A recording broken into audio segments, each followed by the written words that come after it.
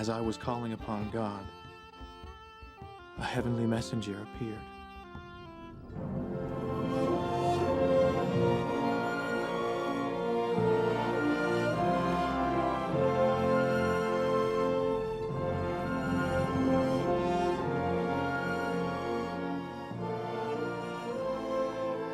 He said that his name was Moroni, that God had a work for me to do.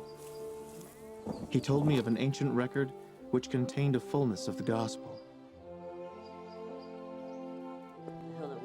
In time, the record would be translated and then published as the Book of Mormon.